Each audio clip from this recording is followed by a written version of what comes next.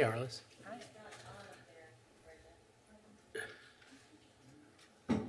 The TV screen's not on.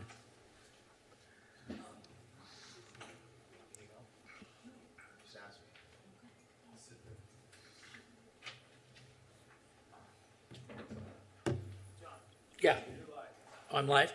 Okay, great.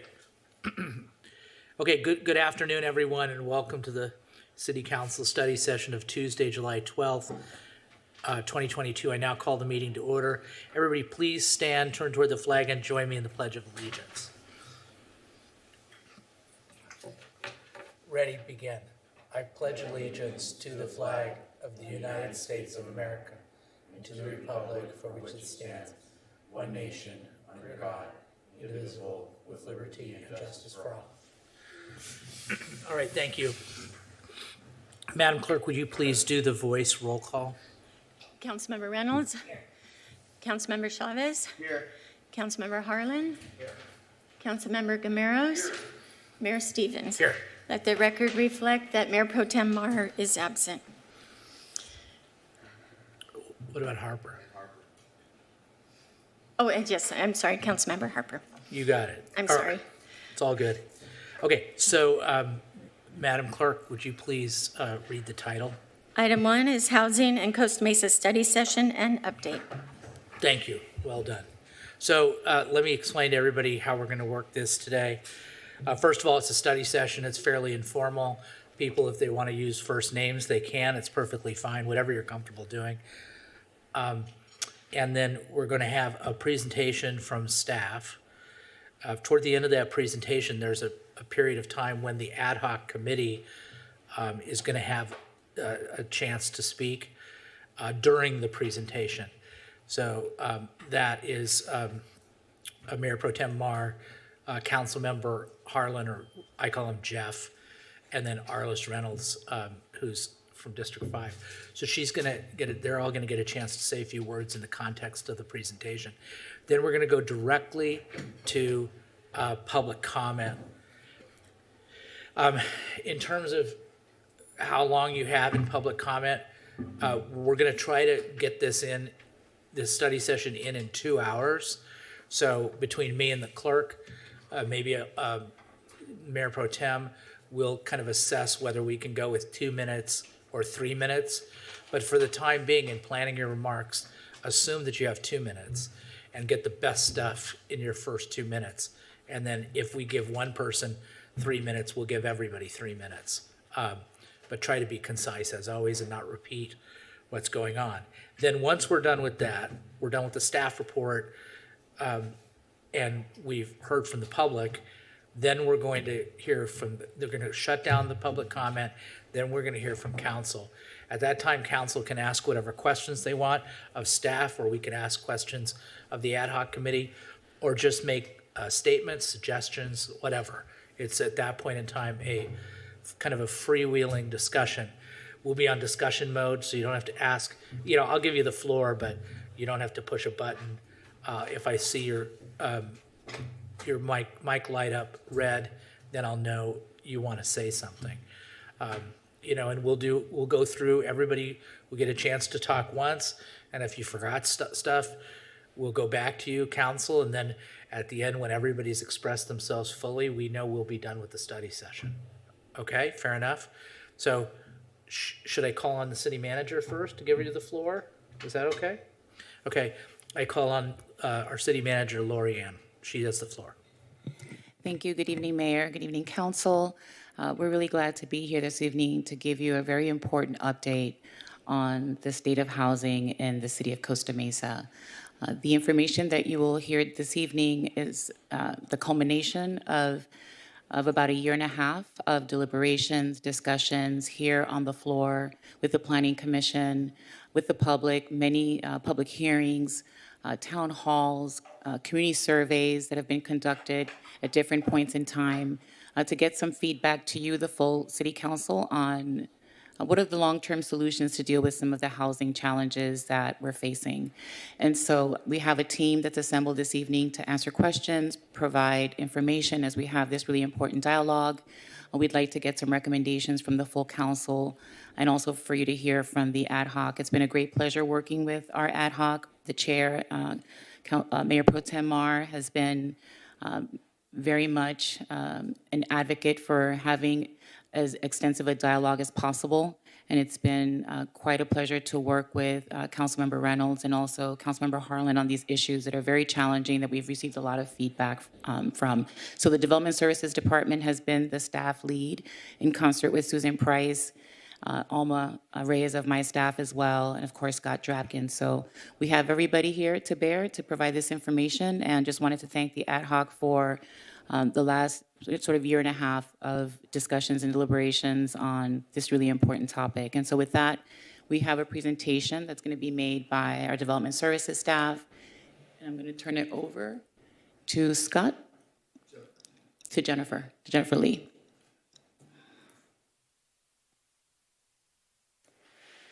Thank you, and good evening, Mayor and members of the City Council. The item before you this evening is a study session and update regarding housing in Costa Mesa.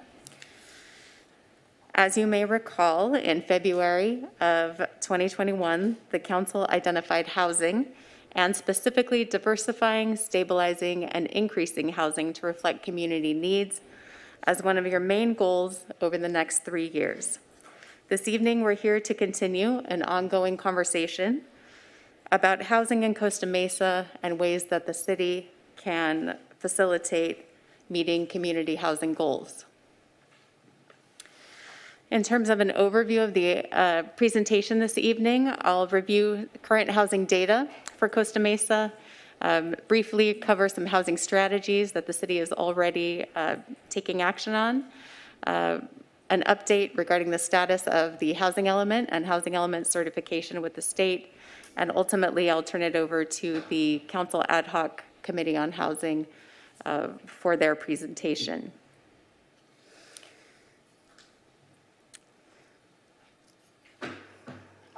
For some context regarding housing and housing affordability in Costa Mesa, approximately 47% of Costa Mesa households fall into the low, very low, or extremely low income category.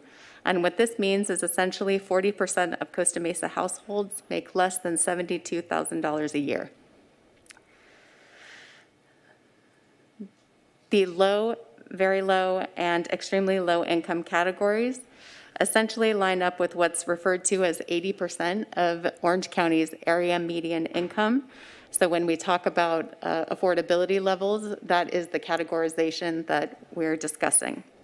Half of renters and 1/3 of homeowners spend more than 30% of their income on housing, and that's a condition commonly referred to as a high housing cost burden or housing overpayment.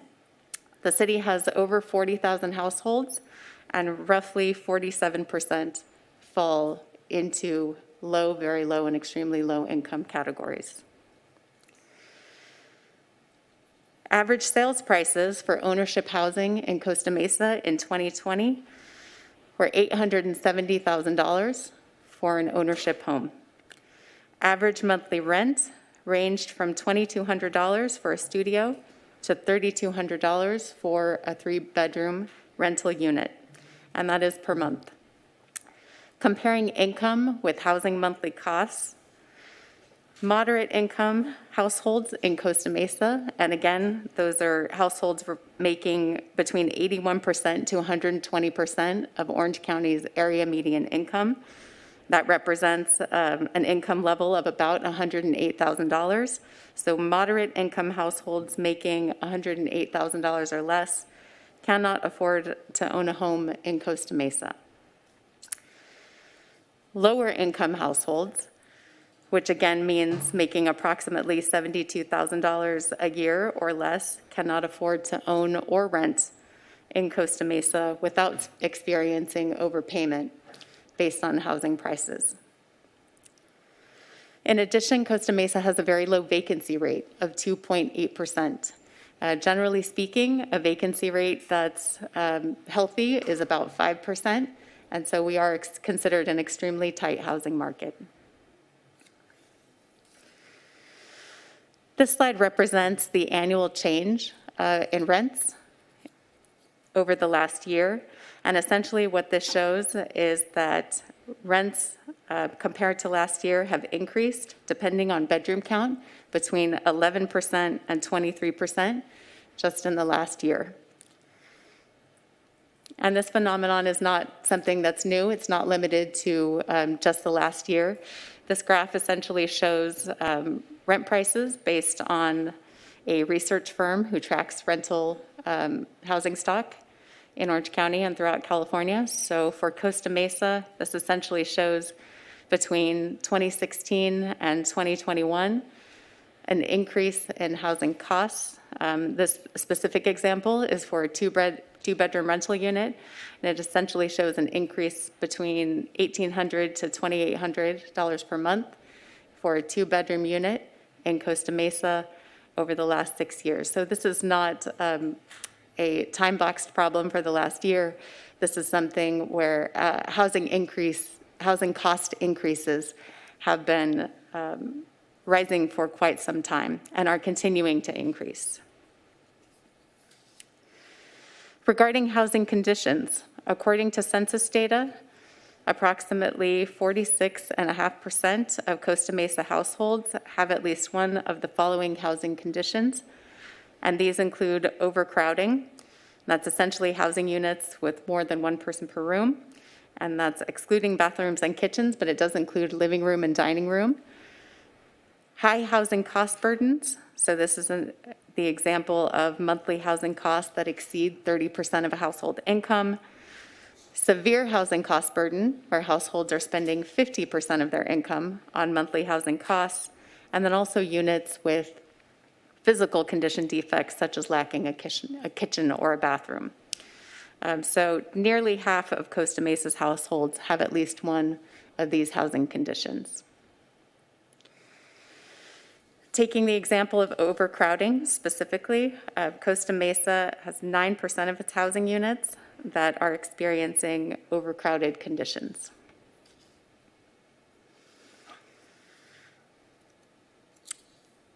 It's in this context that the city began its housing element update in the summer of 2020 and also began that effort with community outreach. Over the course of many outreach meetings, a community survey where the city received over 450 responses from community members, and several public hearings, the city received community feedback that really was in line with the demographic data that we've seen, both included in our housing element and as part of the U.S. Census.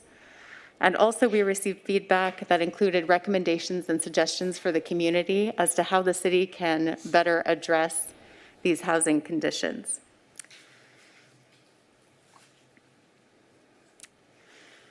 Although this is a very generalized summary of public comments, essentially what we heard from the community during our various outreach meetings was that overall the city needed more housing. That housing should be focused on quality of life, that there is a need for education and awareness surrounding affordable housing, that accessory dwelling units are a legitimate option for providing affordable housing and should be affordable to lower income households, that specialized housing needs supportive services to go along with it, that overcrowding is a concern in the community and that there is a need for multi-generational living options, that senior housing should be prioritized, followed by housing for persons with disabilities. And in terms of Costa Mesa demographics, approximately 11% of the city's population falls into the category of senior citizens, and another 25% will reach the age of 65 within the next 20 years. So the senior cohort in the community is growing and is expected to continue to grow substantially over the next several years. This really points to the need for a focus on senior housing moving forward. We also received feedback that community members felt that preserving established residential neighborhoods was important when we're thinking about where to plan for future housing. and that affordable housing should be located near transit and near jobs. Overall, the community feedback that we received throughout our housing element process pointed to a need for more affordable housing for both Costa Mesa renters as well as owners.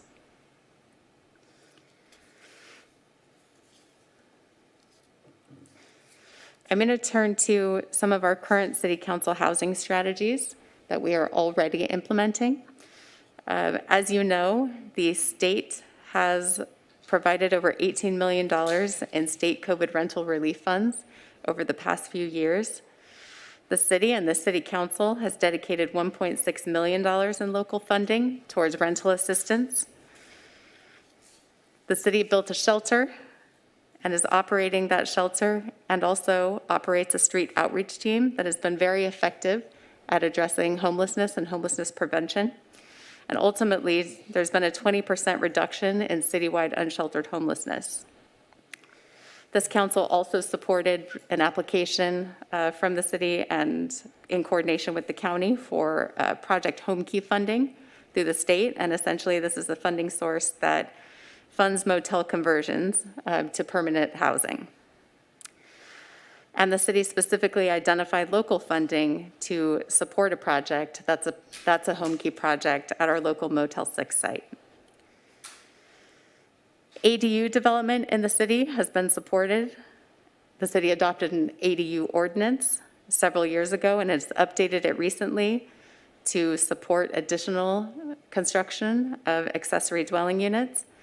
And I'm glad to report that the city has either permitted, constructed, or under review over 200 accessory dwelling units just in the past few years. So this is an option that community members are taking advantage of, and it is making a difference. And lastly, the Fairview Development Center site and the city's efforts regarding Fairview Development Center. Regarding Fairview Development Center, which is a 102-acre site that is state-owned in the city. The housing element identified this site as a housing opportunity site, and the disposition of this property, considering that it's state-owned, has been a topic of discussion for several years now. I am pleased to report that the state committed $3.5 million for a city-led community outreach and planning effort in its most recent budget for planning for housing opportunities on this property. So that is an effort that staff will be prioritizing, and particularly community outreach and those land use planning efforts in the upcoming fiscal year.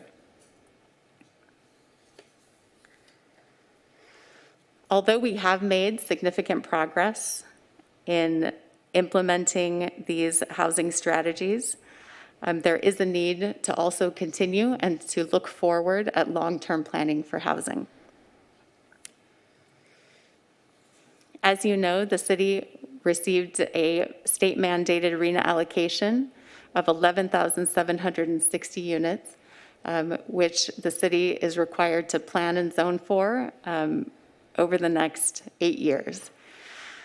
A portion, as you can see from the breakdown in this table, a portion of that total, nearly 12,000 units, about 5,000 units of that total need to fall within low income and very low income categories. This is a significant planning effort that the city will need to undertake in order to meet these targets. Again, the city does not construct housing, but we are responsible for planning and zoning to create opportunities for the private development community to move forward with housing projects.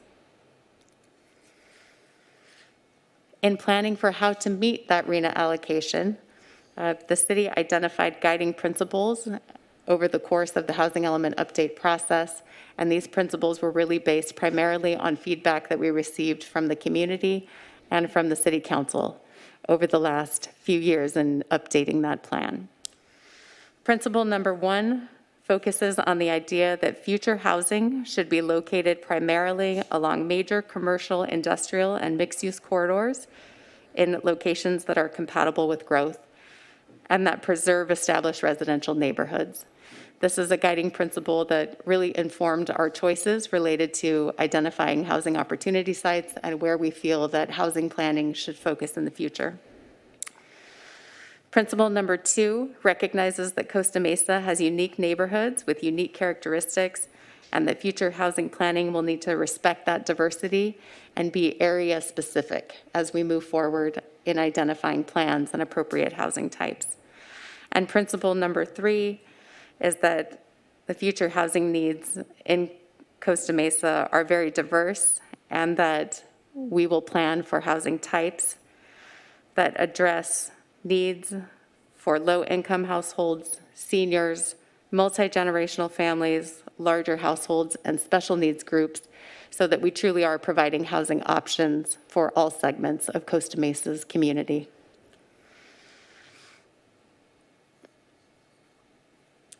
With those principles in mind, the housing element identifies housing opportunity sites along established commercial and industrial corridors and in areas north of the 405.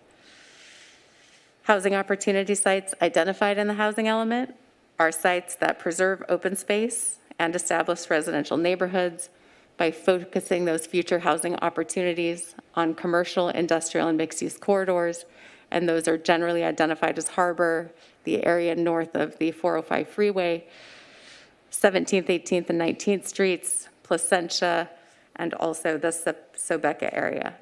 And by doing so, the city aims to create and support walkable districts that minimize traffic impacts and are compatible with the neighborhood.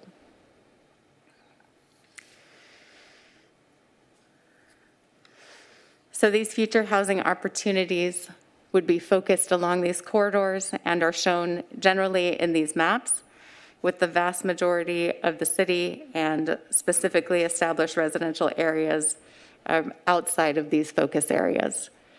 So really, this map speaks to the idea that we really are being very strategic and targeted in the way that we're thinking about where housing really is most appropriate in our community and where we feel like we can plan for quality housing environments.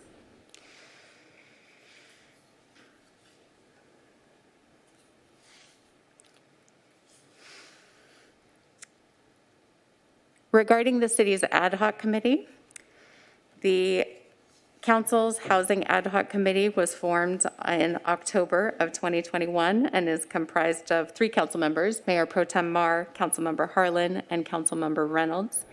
And this ad hoc committee was focused to review and advise city staff, to work with city staff on housing matters, including the housing element, and to formulate recommendations as needed to the council for action at public meetings.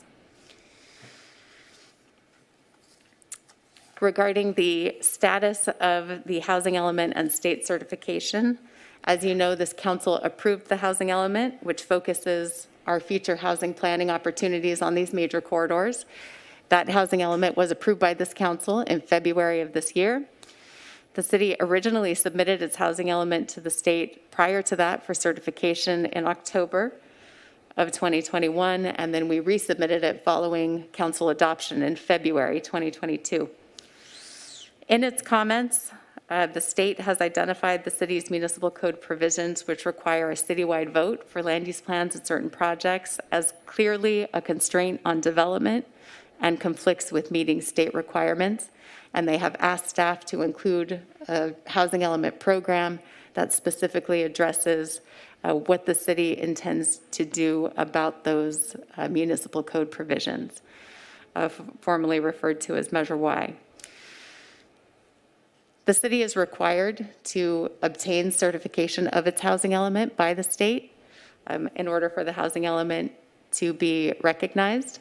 And failure to comply with that mandate, failure to adopt a certified housing element can result in significant penalties to the city, including fines, as well as the city losing its ability to issue permits, jeopardizing potential state funding the city receives on a number of across a number of topics, as well as losing local control of our land use decisions in various capacities.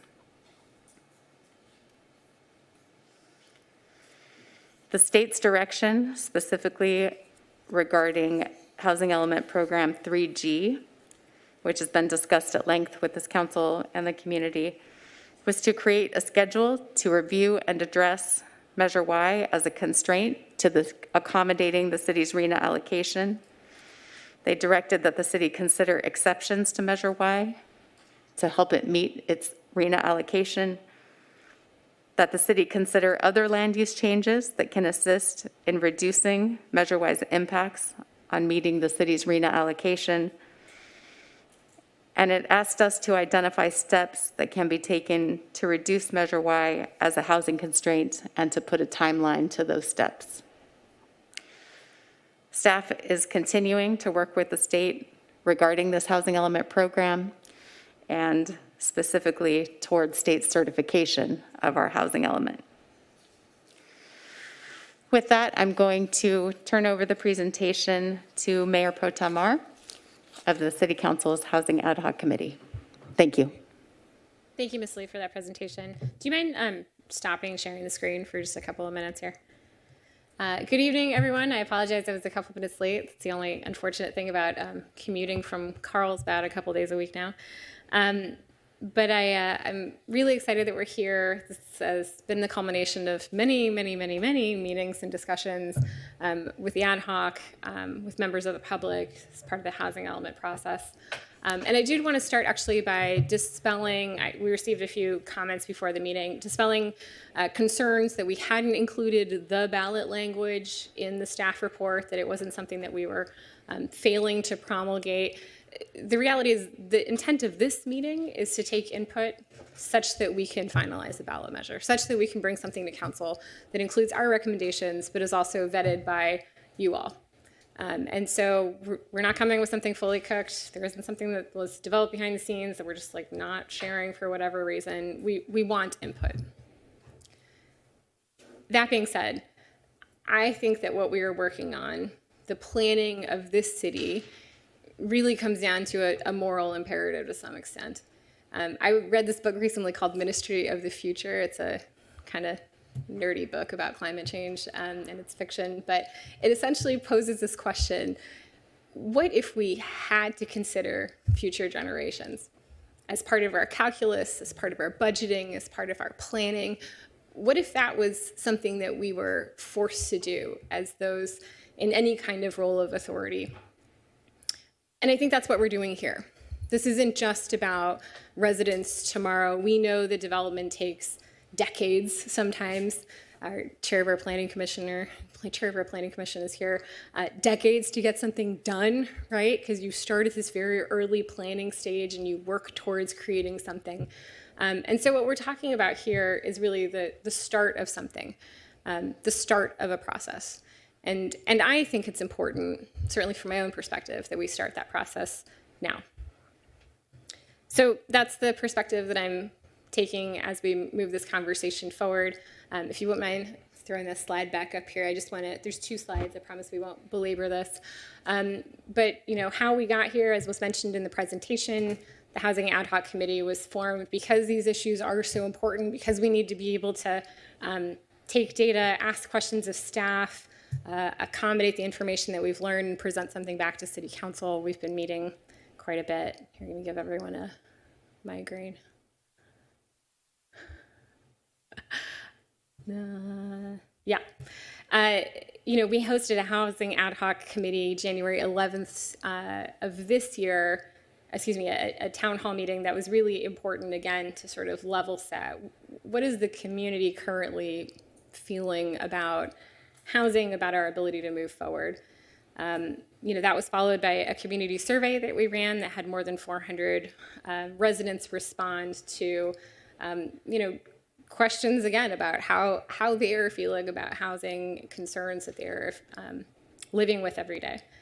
And so the ad hoc committee is proposing that the City Council consider next Tuesday for the first time a ballot measure that would make some changes to the way planning is currently done in this city. So if you'll go to the next slide, please.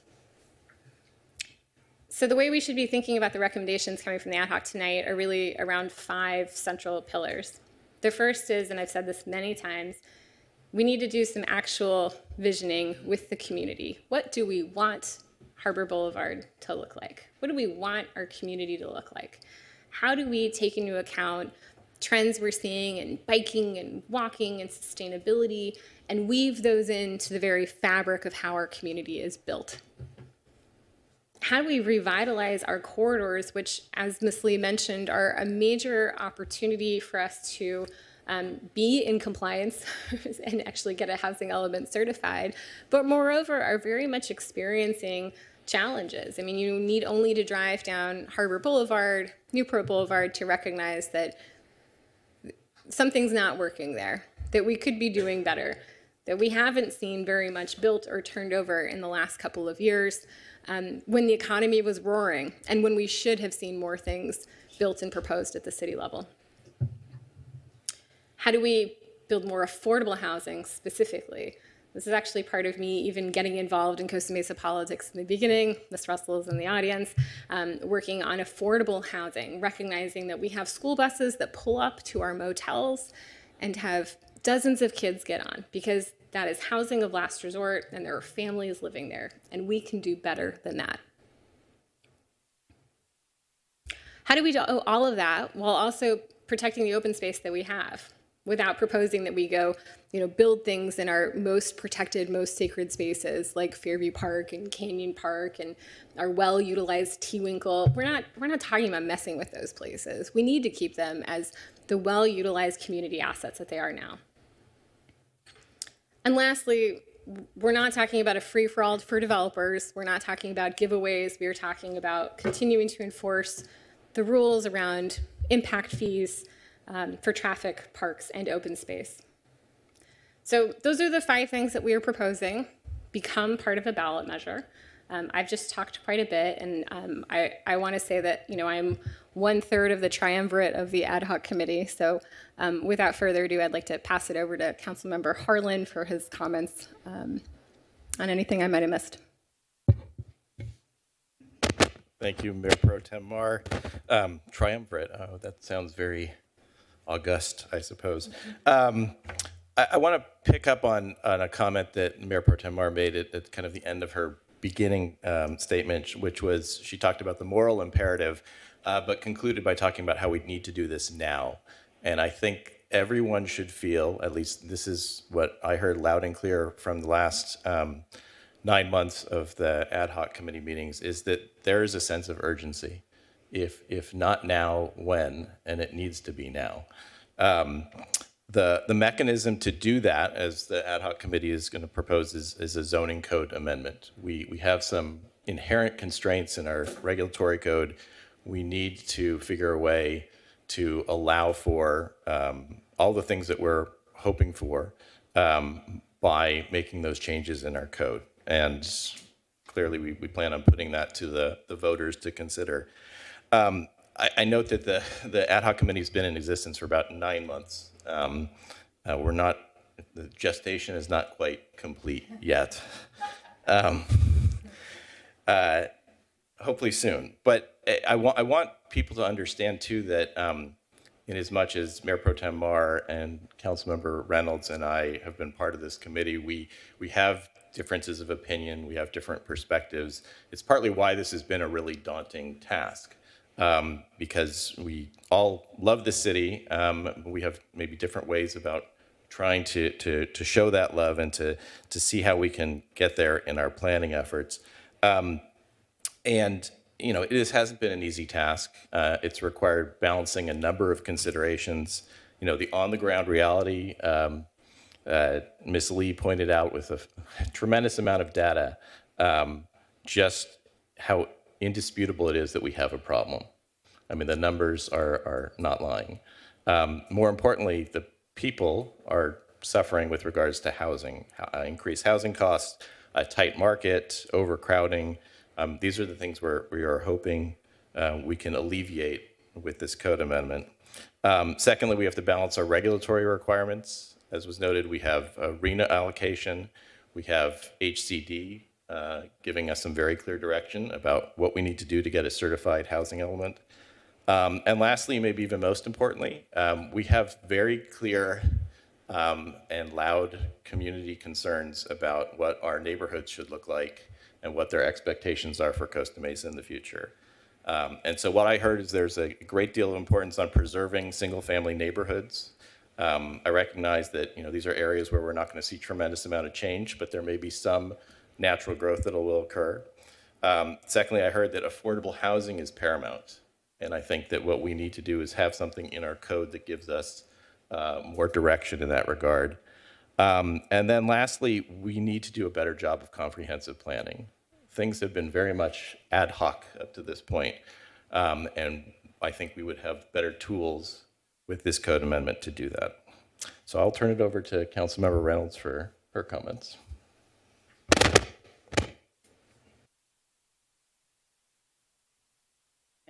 Okay.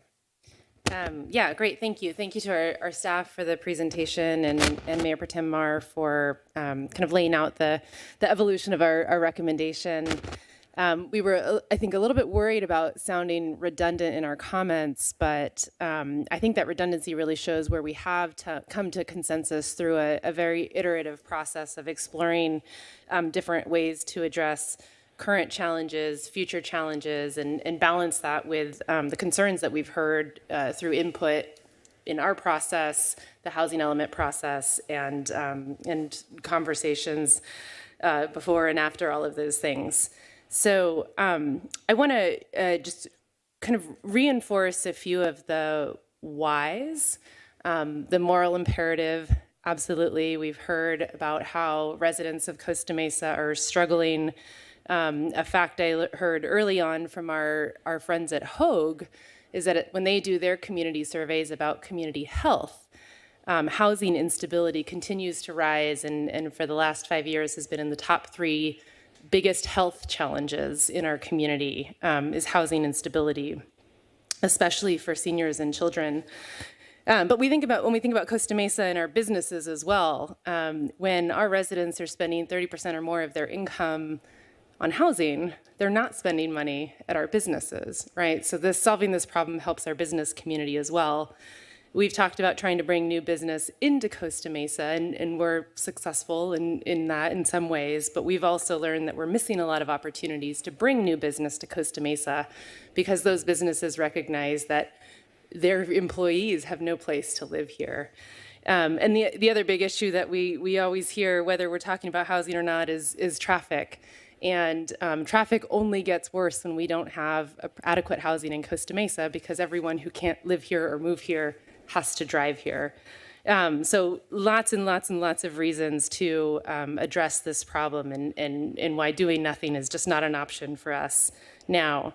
I want to share in this process and in our discussions, I've really tried to keep the hat on of a supporter of Measure Y. I was someone who was very actively engaged in Measure Y. You can judge me for that either way. But it was important at that time for me and many in my community to really hit the brakes. I think we were doing housing in the wrong way. Residents in our city were being pretty severely impacted in ways where they didn't feel like they had an opportunity for public input in the process. We were, kind of spot zoning without this comprehensive vision. And I think myself and many Measure Y supporters really just wanted to hit the brakes and then start over with a much more thoughtful process. And I think that's what we're trying to do now. I'm eager to get input, as I know all of our council is, but I just want to share, I think we've done a really good job of addressing the challenges that we've laid out today with balancing all of the concerns that we've heard through input from, again, the public being a part of that visioning process, residents participating in that visioning process, preventing the really negative impacts that we saw several years ago on existing homes and residents, and really protecting our public space here in Costa Mesa. In fact, we're very clearly committed to expanding parks and open space in Costa Mesa. So I'm excited about our recommendation, and it's been an iterative process to date, and we're ready for a couple more iterations based on the input we get today. Thanks. Thank you. Okay, I think we're done with the staff presentation, are we not? Sounds good. Now we're going to open up to the public. What I said I'd do some assessment to see if we can afford to go to 3 minutes. of the people out in the audience, who intends to speak at public comment? 1, 2, 3, 4, 5, 6, 7, 8. How many people do we have on? If you would like to speak and you're on Zoom, if you could please raise your hand.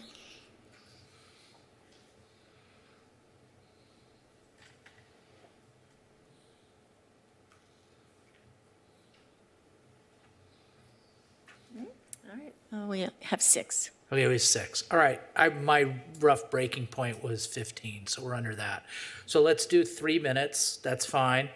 It's 3 minutes for everybody. You'll be encouraged to speak less than 3 minutes, and then you'll get a warning at 2 minutes, a ding, and then at 3 minutes your mic will literally be cut off. So try not to hit the post. We're opening it up. And by the way, if you didn't raise your hand and you want to speak, you can still speak. Go ahead, whoever wants to speak, and let's line up, shall we? And so we can do it more quickly. There should be at least 8 people rushing to the podiums. Yes. Turn the mics on. That'd be helpful. Okay. All right. Since we're in an informal setting, I'll say Byron, you have the floor. Thank you, Mr. Mayor. Mayor Pro Tem Mar, members of council, staff, good to see you tonight. I'm Byron DiArco, member of the Costa Mesa Planning Commission. I am speaking as a member of the Planning Commission, and the views I'm going to share with you tonight are mine only. I'm not speaking for any of my colleagues on the commission. Here's the good news about Costa Mesa's economy. It's got a jobs-based future. You have Anduril coming to town. You have 1 million square feet of office space entitled at Home Ranch. Whether or not that actually happens, we'll see. But clearly, and you have a burgeoning sustainable energy industry that's looking at Costa Mesa and is coming to the city more and more. That means high-paying jobs, more high-paying jobs. And so from that perspective, Costa Mesa's future looks bright if we have a robust, diverse housing inventory, housing stock available to all economic levels within the city. So here's the challenge. We have a very aggressive state agency that's seeking to build or have cities planned for so the market can build more housing across all income levels. We also have a state agency that is dead set on reducing greenhouse gas emissions, which is why vehicle miles traveled has replaced LOS as a CEQA guideline for traffic analysis. And so it's clear the state is very aggressively pursuing policies and sanctions if cities do not plan for that housing or don't achieve their GHG reduction levels. So what does that mean for us? Well, we have Measure Y. And it's no secret I've never been a fan of Measure Y. I wrote against it when it came out. I'm still against it. However, it is the law of the land right now. It came about principally because people weren't happy with a series of projects that were happening in the overlay zones and political animus. Well, since the measure passed, it has indeed proved a constraint to the market. There's barely been any projects, save for one Metro West. And the state is telling us it's a constraint. So from my perspective is, even Measure Y contemplates that it should not stand with respect to affordable housing projects that are required by state or federal law. Well, we have a housing element in policy coming down from the state that tells us to plan for these projects. Here's my suggestion on modifying the ordinance. I don't think we should eradicate it. I think that should be a stepped process. But what I would suggest is projects that are in housing opportunity sites that have either an affordable component through an inclusionary housing ordinance or taking advantage of state density bonus law, or both, are exempt. Thank you.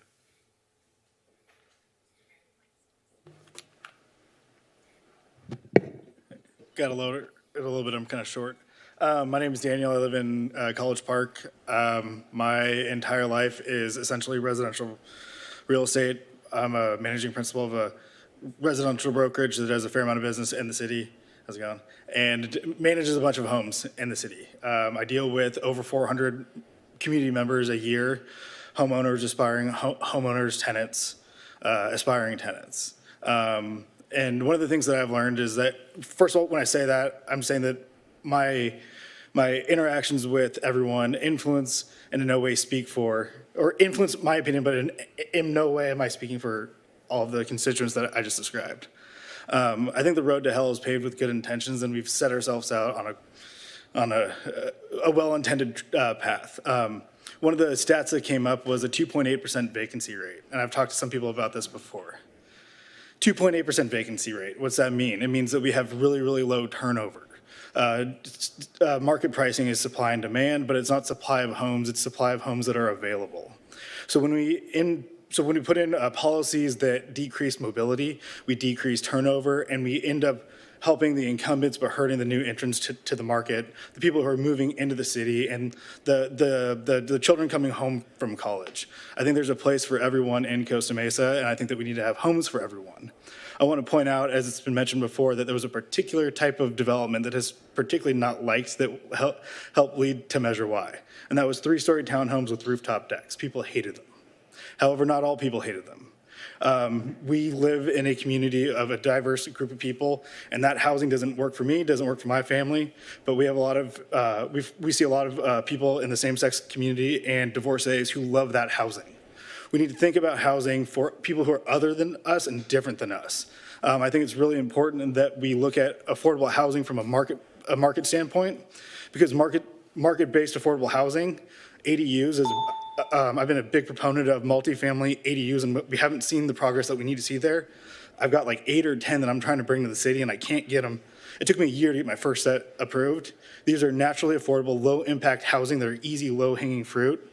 When you put in project-based affordable housing, it's very important for transitional housing, but it does lead to lower vacancy rate, lower turnover, which again hurts the incumbents. I think that we got to just have an open mind and think about things from a perspective that may not be yours. Multi-generational housing is the thing that I've talked to some staff about before, that when we talk about wanting multi-generational housing, but then when we see those projects, we don't like what it looks like because it doesn't fit us.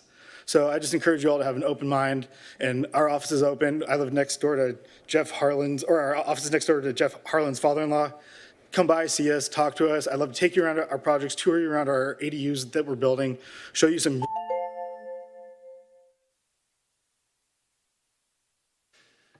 Evening, Mayor, Council, and staff. Adam Wood with the Building Industry Association. Thanks for the opportunity to comment tonight. Some great stuff has already been shared, and I want to thank staff also for a great presentation. I think it was very comprehensive and did a great job kind of outlining the issues, so I can keep this pretty short. It's what we've heard, supply and demand. Obviously, you've got a great city. A lot of people want to live here. That's driven prices up, and Measure Y has been a significant constraint on meeting the supply, matching the housing for the people who want to call this place home. Some reforms there are certainly needed. Would love to work with you guys in finding a way to make this something that works for the city, the existing residents, and everybody who wants to call Costa Mesa home in the future. There's a huge need to plan for them, as was mentioned towards the beginning. So anything we can do to help, we're here for it. Thanks. Thank you. Yes, ma'am. Hi, good evening, Honorable Mayor, members of the council. My name is Jennifer Ward. I'm the SVP of Advocacy for the Orange County Business Council.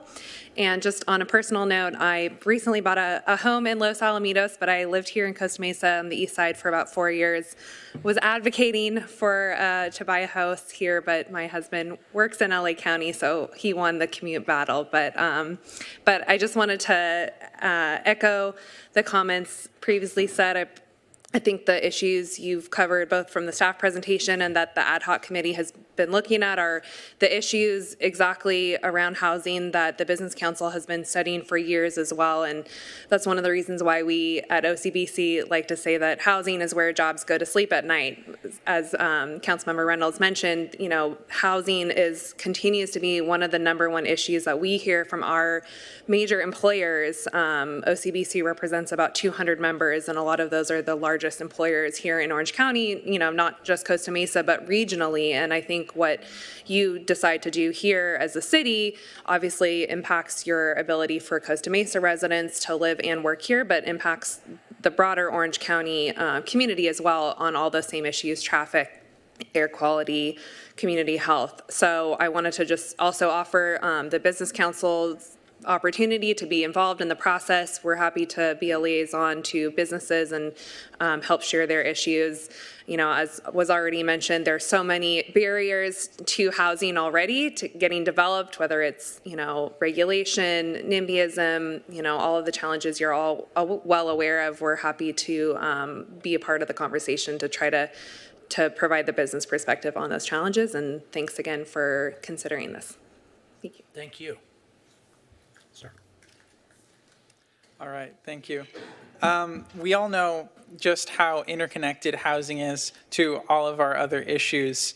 Regarding transportation, we want housing to be dense, walkable, mixed use, and legal to build in this area so that we can not have to get around by car and not have to spend money on cars. It's related to our motto as City of the Arts. Our Arts and Culture Master Plan calls for more artist housing. It's probably going to be, housing is probably going to be mentioned in, it's absolutely going to be mentioned in our Economic Development Plan that is in the works. So we need more housing. That much is so obvious, and the state has said Measure Y conflicts with that need, that we need more housing. I personally, you know, I was too young for a Measure Y vote, and now I can just see that it's probably going to affect my ability to live in Costa Mesa after I graduate college. $2,100 for a studio in Costa Mesa. How am I supposed to do that after graduating? And then I hear constant talks about, you know, neighborhood character, single-family homes. I have been around Costa Mesa on my bike a lot. And I honestly, the difference between a College Park street and a Mesa Verde street and a Mesa Del Mar street of single-family homes is not that different. I've been on Los Angeles streets. I've been on a lot of different single-family home streets. They're not that different. There is not really that much neighborhood character. We can improve our neighborhoods by allowing quadplexes, making sure that trees cover the street and provide shade, maybe a little neighborhood coffee shop, a little neighborhood bodega within a residential community, but that's not what we have right now. What we have is a car-dependent neighborhood that really looks a lot like any other neighborhood in Southern California. In addition to improving our residential neighborhoods, we also need everything that was mentioned. We need corridor planning to make sure that we have multi-use developments. We need to improve the Fairview Developmental Center and make sure it gets the full 2,500 units, which I still think might be a bit too low. And then we need to just rewrite the entire zoning code. Minimum parking requirements, the 20-foot setbacks that we have, the floor area ratios. We shouldn't have any of that. That's just the government being more restrictive on property owners. And we could have a form-based code that actually lets us have neighborhood character and not have these overly restrictive rules. Thank you.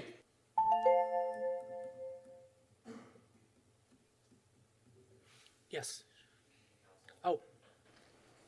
Oh, you good? Yeah. Good. Good evening, Council. Yeah, I just wanted to, I guess, like speak to my perspective on all of this. You know, I lived in Costa Mesa growing up.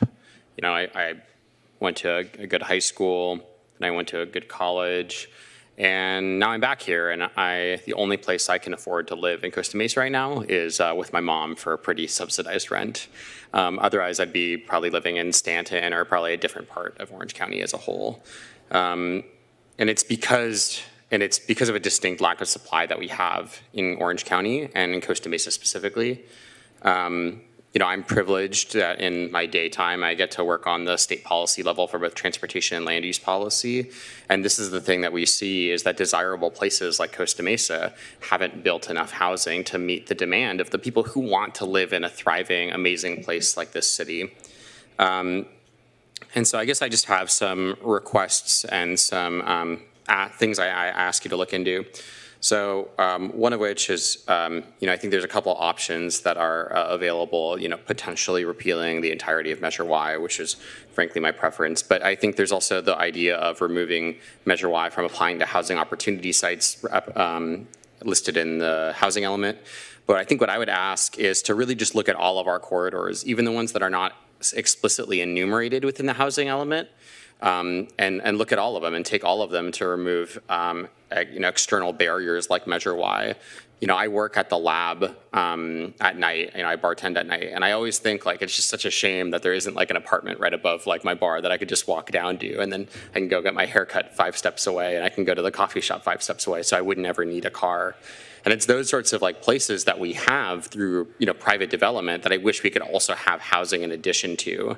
So Baker, East 17th, all of Bristol, all of Harbor, Newport Boulevard, Park Avenue, and 19th Street. I think those are all the places that we really need to be looking at, reducing regulation like Measure Y, but also reducing regulation like getting rid of parking minimums, getting rid of setback requirements, and probably reducing or eliminating developer fees. And I think that lets us be more nimble on what our asks can be of developers, because we're getting rid of these extraneous factors that we don't really need arbitrary parking limits. I also really encourage us to think of corridors as the entirety of a corridor. Something like 200 to 500 feet on each side of the street is a corridor. It's not just like the parking lot that's next door and then more single family homes.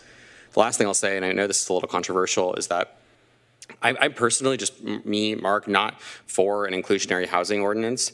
90% of low-income people live in market rate housing. So we need to be doing something about market rate housing and reducing the price of market rate housing, and that's a supply issue. And I think private developers are bad at providing public good.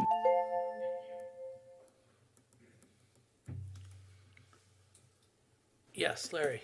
Good evening, Council. My name is Larry Haynes. My family and I live on Calvert Avenue here in Costa Mesa. I want to thank the Council for taking this issue seriously. I'm proud to be a resident of Costa Mesa. I'm proud to have a council that sees housing as not only a practical issue, but a moral issue, and that speaks about affordable housing without irony, that takes it seriously. And I deeply appreciate that. I want to thank the ad hoc committee members. I know it's difficult work, but I want to thank you for that. And I largely support the direction of the ad hoc committee, and I hope that's the direction that we'll move in. I also want to touch on Councilmember Marr's concept of planning for future generations. Any ethicist worth his or her salt will do just that very thing.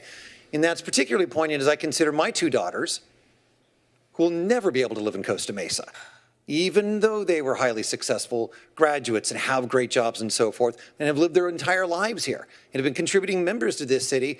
It's not even in our family's conversation that they'll be able to move back home. And that's a shame. I think that's a net loss to the city. For me, what it really all comes down to is land use and land use decisions. And we have to take it seriously. And whatever direction we end in, I really hope that we land on a space that allows city staff, and in particular city council, maximum flexibility, maximum nimbleness, the ability to be creative, to move forward in a timely fashion, to not be constrained by special elections and things of that nature. Otherwise, we are never going to get this done, especially in an economy that is so volatile. We need to be able to make quick, effective decisions. And so I would really encourage us to do that. And the second thing is, and I realize this isn't popular throughout the city, but if we are really going to address our housing needs, we have to stop being cute. We have to stop talking about micro communities and tiny homes and things of that nature, and take the issue of density seriously and embrace density. That is the only way to justly move forward. Now, I will grant you that density drives its own issues. And as Councilmember Reynolds said, everything is interconnected. Housing drives business, density drives other issues. I get that. And I get that it's complicated. But I believe in my council. I believe you're smart. I believe we can figure this out. And just because something is hard doesn't mean that we shouldn't move forward. But thank you so much for giving this so much attention. Yes. Thank you, Council, for providing the opportunity for the public to speak on this incredibly important issue. I had a bunch of comments that I wanted to share that were very technical about Measure Y and our zoning code, but I think I'm not going to talk about that tonight until we have, a more firm proposal in front of us, I mean, what I decided to talk about instead is just the choices that people make when housing gets really expensive. And there are a bunch of different choices that people are going to make, and they're making them right now because the run-up in prices has been really phenomenal. And this was already a very expensive area to live in. You know, and this is just from people that I know around the community. You know, one choice that people were going to make and are making and always make in history whenever housing gets expensive, but opportunities still are present, is they start to crowd. I mean, that's one thing that I think is maybe a little bit lost in the conversation about passing rules that help to keep the city's character in place, that help to keep the city's feel in place, is there's only so much you can control. You can control the buildings and the heights and the setbacks, but you can't control people's choices. And at the end of the day, there are people there are multiple families living in units that should be for one family. You know, that is just a fact. And that is going to continue to happen. That changes the neighborhood as much as a new building changes the neighborhood. It impacts parking, traffic, schools, police, all of these things, as much as putting up a new building would, because you're doubling up, tripling up people in the same housing. And there's nothing we can do about that, because that's a choice that people make rationally when housing prices get too high. And another choice that people make that has been, you know, well documented here is people move out. You know, people leave the city because things are too expensive. I am really interested in the business impact because I'm a corporate lawyer by training. You know, this is something that I care about and I understand, and I think it's been well covered. But I want to talk about the volunteers, the people who work at the PTA, who go to church, who volunteer at the soup kitchen, who basically make Costa Mesa an amazing place to live, people who are making choices to maybe make a little less money and spend more time in their community. You know, as an employee, you know, if I were an employer, I can pay people more to live here or to commute here. Who's going to pay the parent to show up at the PTA meeting who lives too far away? You know, who's going to pay the congregant to come to church? You know, these places that create the sinews of community are what are going to suffer and are suffering. You know, my church is losing members because people are moving away. And I think that that's a huge shame for Costa Mesa, and I want you guys hopefully to think about that as we move forward in this process. Thank you.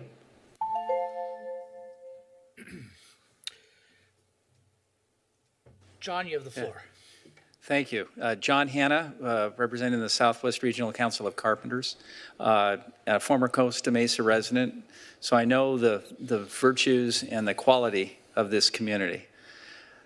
Our members who live here, though, the last speaker kind of touched my heart a little bit, because people are leaving, and it's the wrong group. Maybe there's no right group in terms of people leaving, but these are our future that are leaving. They're the younger people plus middle class who are either going inland Orange County, but more likely are going into the Inland Empire or another state. And housing is a significant issue on that. I've heard some comments tonight about maybe deregulating things, incentivizing things. I think we're all for incentives, but we have to be careful. We go through these cycles of over-regulation and then deregulation, and the housing bust back in the 80s from deregulation. So complete deregulation sometimes is not helpful, and it will divide your city. People who live in single-family homes have put their that's their equity in life. And for us to try to eliminate those areas, I'm not saying you are, but it's something you have to be careful about in terms of the projection and what you say in terms of any arguments. You know, I love the idea, and the Carpenters love the idea of taking certain areas of the city, like down by South Coast Plaza, some on Superior. Take those areas and intensify development, intensify density there, because that's the only way you're going to get that price down. The second thing is, in terms of people leaving, you have to make sure that you not only have low and very low affordable housing, which are important, but that you also talk about middle, moderate income, 80 to 120 AMI. That's your school teachers, people who work at hospitals and construction workers, at least the union construction workers. These people are the ones that are going into the Inland Empire because they have enough equity, enough money that they can qualify for loans out there and they can get value.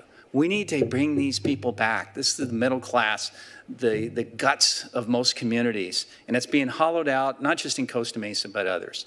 So I would say that on a ballot measure, one of the things to not forget are the people who not only live here, but live close by.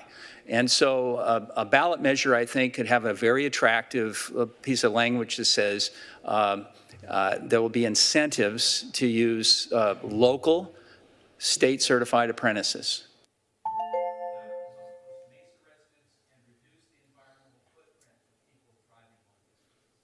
All right.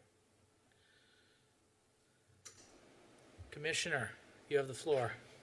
Thank you. I'm Diane Russell. I'm on the Planning Commission. I've also been associated with the Costa Mesa Affordable Housing group for a very long time, and that's really how I got involved with the city. I've lived in Costa Mesa for almost 25 years, first as a renter on the east side. Now I'm a condo owner on the west side.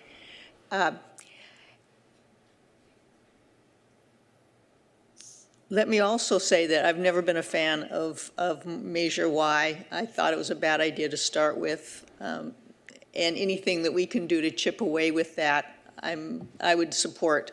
But there's a lot of issues that have come up tonight, and everything from the number of young people that are just starting families that are leaving the city. I know of, I had 2 staff people that were born and raised in Costa Mesa. They've moved to Corona because they couldn't afford to buy anything here. I think we're all aware of the need for housing that's affordable for working families, people that are making $15 an hour, $17 an hour, both family members working, and they still can't afford to rent a place in Costa Mesa, and the impact that that has on their children, on traffic. As I said, I had staff people that were working in Costa Mesa, but their families are in Norco, so that if their child got sick, they had to take off from work, they had to drive clear into Norco, took away from their workload. Those are all things that need to be taken into an account as we plan for the future. We also need to think about how is it going to look. If you drive down Harbor Boulevard, there's a lot of opportunities now. I mean, unfortunately, for a number of reasons, there are a lot of buildings that are empty. And that's just a great opportunity to rethink what that's going to look like. Can we do something like having small businesses on the bottom, apartments on the next level up, and be creative? So I'm just encouraging you to think about how we can make this place, the city, a city that's for the future, and that can work for the working people that are working at South Coast Plaza and perhaps don't want to ride in a car, that they want to have a bike, they want to be close enough to work to be able to bike to it, and to have attractive, safe housing for everybody. I was also really excited to see that the state's finally opening up to the possibility of us having housing on Fairview Development Center. That's been, I think, for the 20 years that I've been.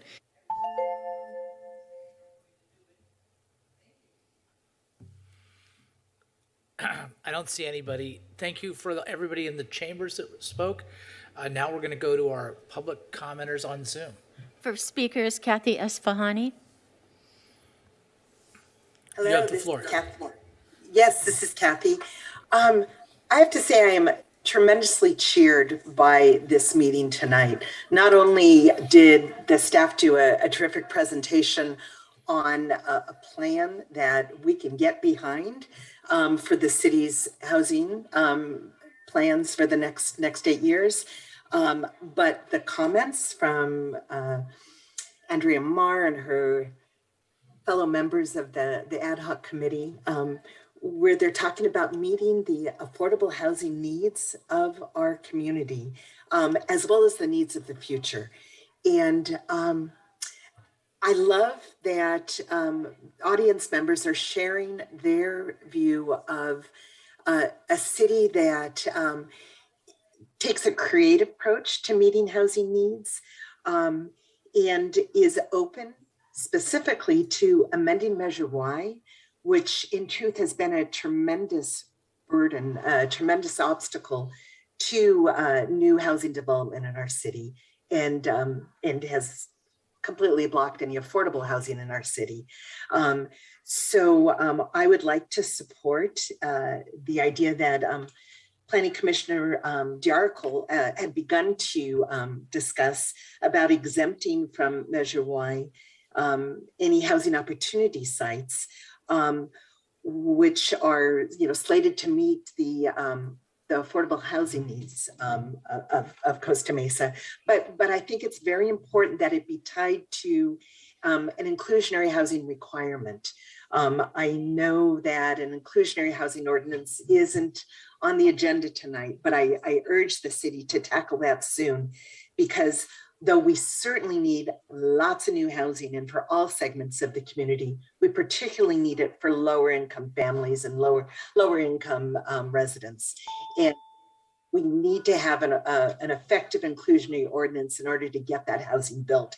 So please do amend Measure Y and make sure that it exempts any housing that will meet those lower income housing needs of our people. Thank you for your work and your seriousness and your openness in tackling this problem. Thank you. Thank you, Kathy. Who's next? The next speaker is Anna Rollins. Ms. Rollins, you have the floor. Hi, good evening, everyone. I just wanted to kind of bring up some maybe creative ideas in regards to support for supporters of Measure Y, in regards to how this money can be allocated to basically suppress large developments and stuff like that, but still allow them to happen in some capacity. Measure Y passed with 70% approval. And so I was thinking, why don't we divide the funds that we are putting towards this to 70-30, in regards to the 70 would go towards housing above small businesses that are current owners of the properties, to help support small business and for employees that need to live locally. Because I know that a small business is having a hard time getting retention with employees and things like that. Also, definitely put protections in regards to businesses that back up directly to single family residents. But that's pretty much all I wanted to say. I think we should really focus on retaining employees of businesses and housing them, because they're here to help us for generations to come. And those are people that have worked out of the area or people that have grown up here. They should have priority over big developers and things of that sort. Thank you very much. Thank you. Who's next? Phone number ending in 814. 814, you have the floor.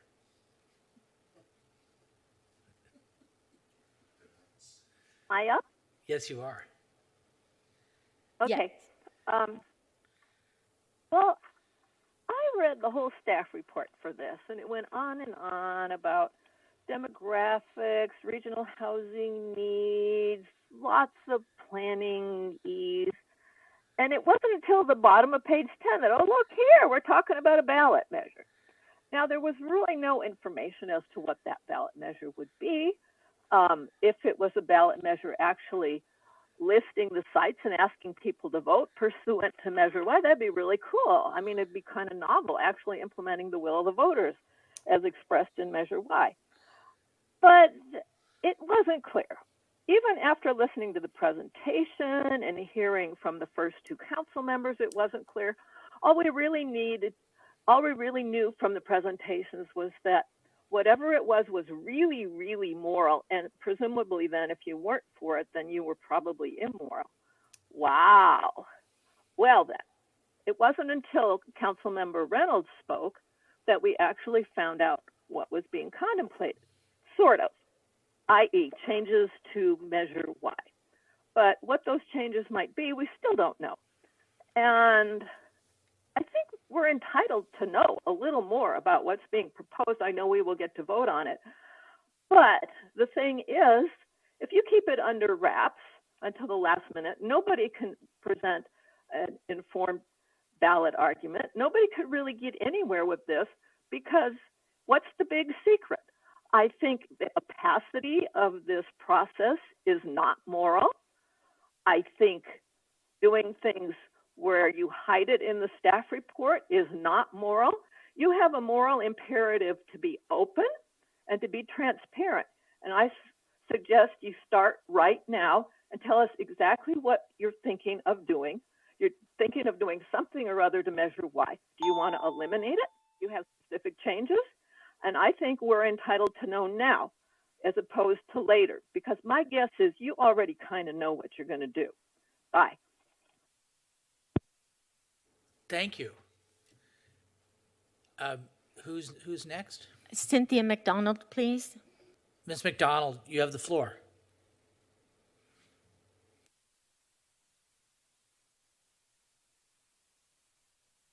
Thank you. You're asking us to comment on something that we've only had a little bit of time to review, and that's simply not transparent. What is the framework of the ballot measure you're proposing? When do you intend to put it on the ballot? What's the visioning effort going to look like? What about an inclusionary housing ordinance? What about equity? You're triggering SB 1000. I got more questions than answers out of what I've seen here. The staff report has a lot of information, but it would have been helpful if there were links to specific documents. I tried to find the comment letter from the state, but the link on the city website's wrong. I tried to call Miss Lee, but her voicemail doesn't accept messages, and apparently she didn't read my email. At least she didn't respond. You were copied on my email, so I hope you understand the frustration with the lack of transparency. The reason why housing is expensive is because developers aren't building workforce housing. The biggest cost to developers is the cost of land near the beach, but you and the developers aren't talking about that. Other cities partner with developers. Is that part of the plan? And Measure Y doesn't set prices on housing. That's the developer. Where is the inclusionary? And that's where the inclusionary housing ordinance comes in. You had more than enough time to draft one. Much of the language is boilerplate. It's not hard. If you want to see those 5,000 units of low-income housing built, then you're going to have to make the developers build them. Measure Y isn't the problem there. The city is. That ordinance has an exemption for workforce housing right now. And I agree that the zoning code is antiquated. Start the visioning there. Housing needs to be built where it makes sense, walkable, bikeable neighborhoods with services nearby so folks don't drive. And as this previous speaker said, if you want to amend Measure Y, you're going to have to be more transparent about your intentions. I'm going to leave it there, but I intend to contact each of you with my concerns. Thank you. Thank you. Who's next? Cassius Rutherford, please. Mr. Rutherford, you have the floor. Good evening, Mr. Mayor, council members. Thank you. I guess I just think it's ironic that folks are complaining about transparency. I mean, this is a public meeting where I can call in from my couch where, I think you're doing a very good job of collecting public input. So I appreciate that. And I've been really moved by all the comments tonight. And I'm really excited that we're even here tonight with a council that takes this so seriously. One has to appreciate the journey to this point. I was really blown away when I learned the consequences of exclusionary zoning that was put in place in 2016 here, aka Measure Y, a policy that shuns the very type of housing I call home. an apartment we can afford. What the heck is that about? In 2016, the public campaign for Measure Y, was not just about development. And the prior council had a litany of grievances with the public, of which housing was only one of many.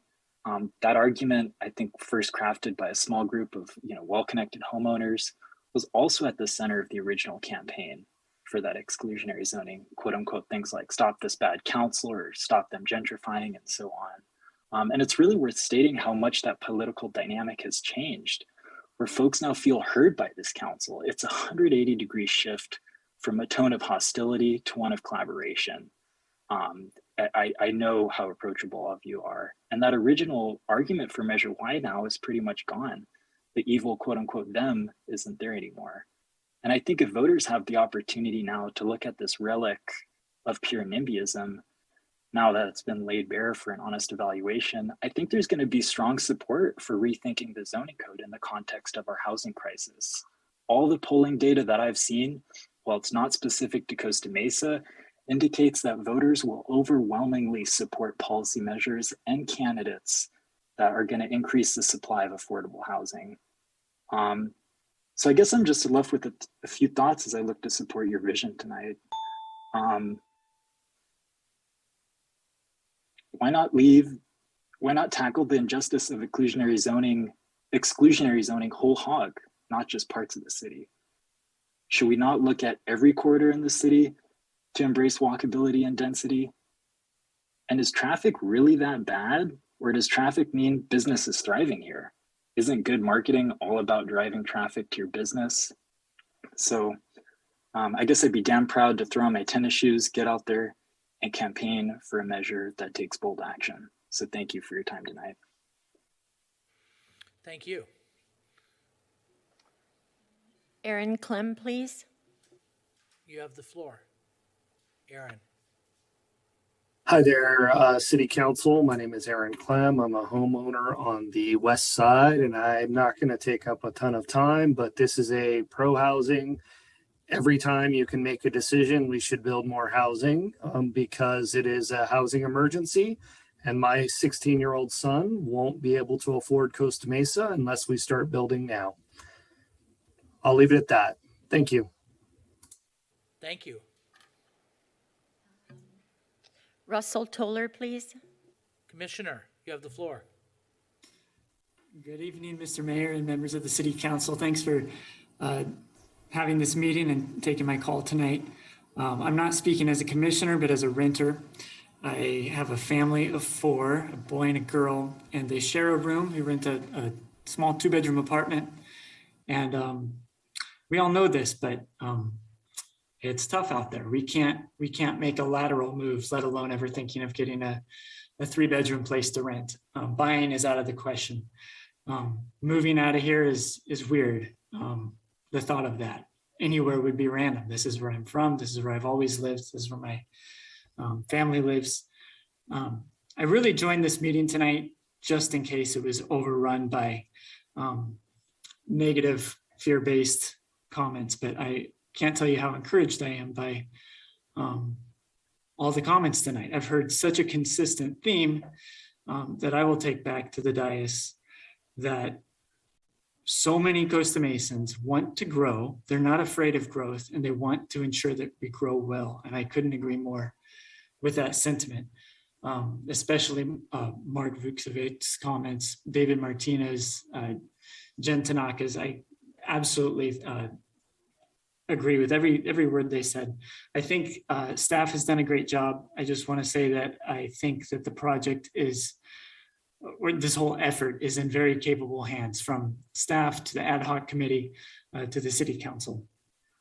If I just say one detail, a lot of people have this fear-based reaction to growth, to housing, that we're not really hearing from tonight. And I think a lot of people are coming around to the idea that, yes, this is a crisis, and also that growth and urbanism and more housing and density is not incompatible with a quality, comfortable, safe, leafy urban environment. You can have buildings. You can have flats with 3-bedroom units and balconies, and it'd be a quiet, leafy, family-friendly, safe, comfortable environment. What makes places bleak and ugly and uncomfortable, the things that we're afraid of housing causing, is really facilities for automobiles. It's the 10, 8, 6-lane arterials that we have. And speaking of those things, we do have a policy that we want to put all the new housing on those arterials. So I really hope that as part of these efforts, when we crack open the zoning code, the land use element, the circulation element, we really are intentional about doing something about those arterials where we're sticking all this new housing to make them better, because right now they're not okay. They're bleak, they're fast, they're not comfortable to cross. Within this whole effort, we need to reimagine those places. A lot of people are talking about visioning, they're talking about form-based codes, they're talking about Harbor Boulevard. A lot of times, I mean, traditionally, conventionally, new housing developers are responsible for adding a lane, another turn lane, things like that, increasing the facility for automobiles. I think we need to go in the other direction and make those nice, livable, safe, comfortable places. Big shade trees, wide sidewalks, bike lanes that could take you to useful places like schools and parks and to amenities where you want to go. Speaking of which, also, we do need to do something about our costly parking mandates and our zoning code. The housing element identified that as a constraint. I think we really need to do something about that as we move forward. So thank you all. That's all I have to say tonight. Good, because you're out of time. Is anybody else? Okay, let's close public comment. Okay, so for the record, I have no remorse about giving people 3 minutes as opposed to our traditional 2, because I thought the speakers used their extra minute very wisely. We're closed public comment. I'm going to make an executive decision right now, and I'm going to say that the non-ad hoc committee members of the council get the first bite at the apple. Okay, we've heard from the ad hoc, and they may want to have some closing remarks. So that means Manuel and Lauren, and then me, of course. I have a few questions and comments. Why don't we go to Manuel first? Thank you, Mr. Mayor. I did not want to go first today, but sometimes you don't choose the order of how it goes. So, first of all, thank you, staff and ad hoc, for this comprehensive review. I just want to begin by saying a few statements to put in context my district, District 4, the most dense district in Costa Mesa. When we're talking about the percentage of folks in because that's why it's so dense. And when we talk about the moral need for housing, let me explain to you a very serious thing that might dampen your moods, but set the tone for reality. Last council meeting, we voted to approve rental assistance. There's people in my district who don't qualify because they sublease. There are people in my district who don't qualify because they're paying half of a rent for an apartment in my district. And they're not on the lease properly because they had to double up in an apartment. And I guarantee you it's not just my district, because we have 60% of our residents are renters. So what that's telling me is that we're already overburdened with housing crisis, that people are having to rent homes, not just apartments, but homes. That's the context which I'm making my comments about. So first of all, I wanted to say them out of the gate. I think the most expensive thing to do for housing in Costa Mesa and for our residents is to make sure whatever change we bring forward in ballot initiative is the most expansive it can be. Because the last thing I want to see is this council in the need to do something does a half measure because we want to be careful and not push the bar too far.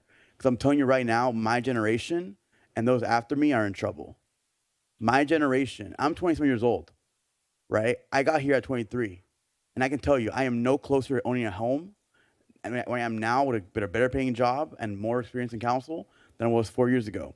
And I fathom think what my little sister's generation is going to go through, and she's 13. And I fathom think what some young babies are going to go through in 20 years. We do not have enough housing to ensure folks that grew up here can live here, and that is a shame. That is a shame. So some things I want to say right now, and I'm just saying suggestions. I'm not really making any comments on what I want to see, but something I want to see in Costa Mesa is this. I want to see us truly embrace density in areas where it makes sense, because only through density can we really ensure we have enough room to create low-income housing. I'm tired of seeing my residents concerned to call code enforcement because they're scared of a fix happening in their apartment complex and then them not being able to afford rent or them being evicted. So if we're going to build housing, let's build it dense. Let's make sure people can actually afford to build affordable housing for developers. Let's make sure we actually have enough housing to build, because we have not built housing in the past 10 years, right? My entire life, I've only seen spot building on condominiums, and that's really about it. Where's the housing for my family? Where's the housing for my sister's family? Where's the housing for every single person that's going through our high schools? So I want to see more density. Secondly, I want to see us moving quickly on an affordable housing ordinance. I've talked to many developers these past 4 years, and one thing they've all told me is the same exact quote. They don't like having a council throw affordability at the end because they already budget in the amount of money they're going to make on a project. So what that tells me is that if we don't have a line item for them to check off that includes an affordable housing ordinance that they can view as a money they got to pay for a fee, then we're not going to get affordable housing. So I know we've historically said that we'd tackle this all together, but the need is now. So if we have language, I don't want to wait anymore. I want to see it come to council as soon as possible. We don't need to be waiting for state approval. We could be moving now. Secondly, I really like the idea of the zones we have. The corridors we chose are really good corridors. Harbor Boulevard, as you can tell, is an area that can use revitalization. We can really make a more walkable city by making our biggest corridor more walkable, bikeable, and safe. I think the idea works great as well on Placentia Street. There's a lot of potential there to make a really walkable, bikeable community because we can make a bike path that goes all the way from Fairview Park down to the beach, essentially, passing through low-income areas like Shalimar in my district and other lower-income areas. That's a great idea. I like 19th Street. I like 18th Street. One area, and also Newport Boulevard. But one area I saw we did not really capitalize on is the southwest portion of Costa Mesa. I know that's our historically old portion of Costa Mesa. It's one of our oldest parts of Costa Mesa, and it's historically been a place for small businesses to thrive. I recognize and respect that portion of our city, but I also recognize that there's a lot more potential to really create a walkable, bikeable community done well if we do it well in that part of town. Secondly, Measure Y is being thrown out a lot, so I'm going to say something about Measure Y. I voted for Measure Y on my first election, and I regretted it because I voted for Measure Y because I was tired of seeing my neighbors be evicted from apartments, seeing those apartments torn down, and being replaced with less housing. In this case, it was condominiums that no one could afford. And there's a shame, because we shouldn't denounce building new things, but we should denounce something when it's making less housing, not more housing. And that's why I voted for Measure Y. I wasn't against development. I was against seeing my neighbors evicted for homes they couldn't afford. And I will recognize and acknowledge the work this council has done, because we removed that overlay in Westside Costa Mesa, right? So in my eyes, if someone tells me, how can I say Measure Y is bad for Costa Mesa? I'll tell you why. Because I did not vote for Measure Y to stop development. I voted for Measure Y to protect my neighbors. And this council has now removed that one facet, which is why I voted for Measure Y. So again, if we're going to do something with Measure Y, I want to see us do the maximum we can. Because I don't want to have to see another council come back 10, 15, 20 years from now having to readjust it because we're doing a cute stuff and not going all in. And finally, I will end with this statement. We are inheriting a problem that we did not necessarily create. Measure Y is really just the nail in the coffin, but systematically, there's been a long time effort from folks that quite frankly were making decisions before I was born, and it's now coming to roost. I am not the most optimistic person when it comes to my life being the typical American life where I'll have a nice white picket fence. But at this point in my life, I'm trying to rectify that for my sister and for the next generation of Costa Mesa residents.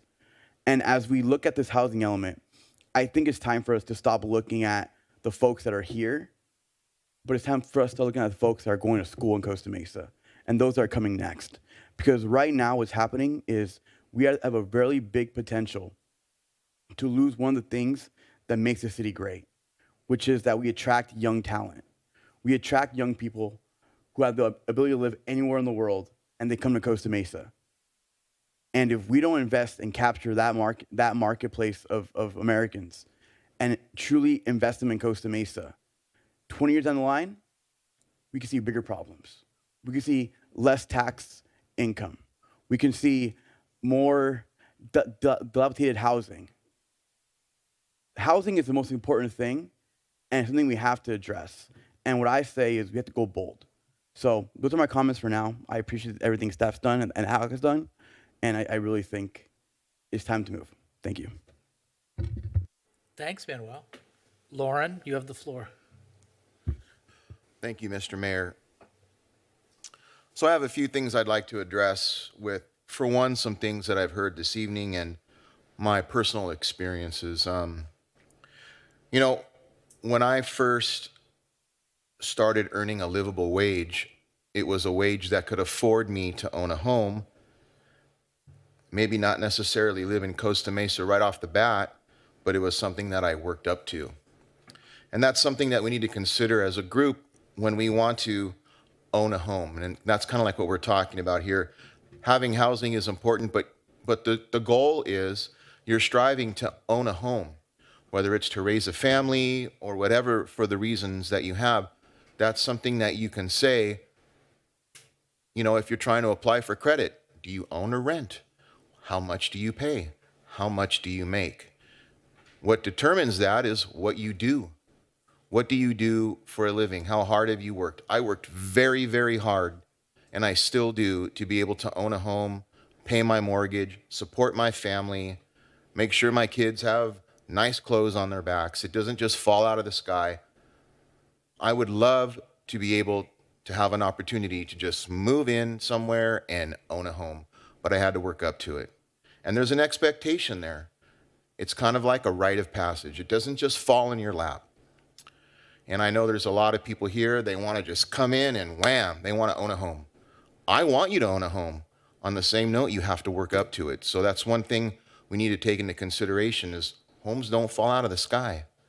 If we have high density homes, that's great. You still have to work and earn a wage that could substantiate living and owning a home. It's very important. You have to make it a priority in your life. If it's not a priority, probably not going to happen. I worked 7 days a week for many years so that I could afford the home that I live in now. That's the truth. Something else that I want to say is I hear a lot of talk about the staff and this council not being transparent. I don't want to use harsh words, but that's bullshit. The staff is working extremely hard so that they can provide information to the constituents of this city. This council is working very hard, including the ad hoc committee, so that they can provide the information that we need for the best interests of this community. And to say that we're not being transparent is offensive. That allegation that comes out, I hate hearing it. Anybody who ever wants to talk to me, I give them my cell phone number. Call me. I'll talk to you. You can ask anybody on staff. I give out my cell phone number directly to anyone. If you want to accuse this council of not being transparent, reach out to me. I'll be glad to talk to you. Thank you. That's all I have. All right, good. It's an officially a study session when somebody says bullshit. All right. Okay, so I'm just going to ask some fairly rhetorical questions. Some of them might actually be seeking information. I don't know. And I'm going to pick on Jennifer.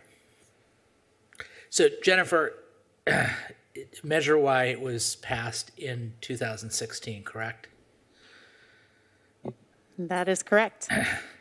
Since 2016, have there been any Measure Y votes? No. Okay. And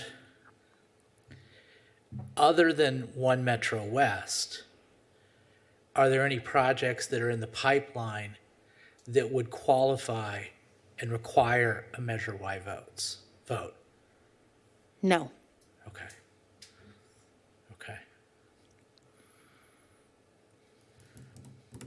Okay, so the reason I bring that up is that, of course, I was there, and I'm going to talk a little bit about Measure Y, then I got some other comments that I think are more pertinent to what we talked about today and what we might do going forward. But just to step back into 2016, as Councilmember Reynolds did, and Councilmember Chavez, or sorry, I should say Arliss and Manuel. So, you know, they offered two different perspectives on voting yes on Measure Y and why they did. And I appreciate that and I honor that. I voted, I'm going to volunteer, I voted no on Measure Y, but that's okay. I respect the people that moved it forward, and they did so in good faith, and they did so based on the circumstances that were presented to them at the time, and that's really all we can do. And at the time, there was a perception of housing that was being built that people didn't like, and that they weren't being heard by their when they said would come in, or they would try to voice their opinion. We don't like this type of housing. We want something else, that they weren't being heard or listened to. And that was the perception, and that was what got Measure Y going, and it was voted on. And nobody, though, in the discussion, and I had many discussions and attended many discussions, nobody voted for it with the contemplation that we'd be sitting here 6 years later in a housing crisis, and there would have been no Measure Y votes. The principle of Measure Y was to empower the voters, and that's how it was sold. And if we have a vote that a project that qualifies for Measure Y, or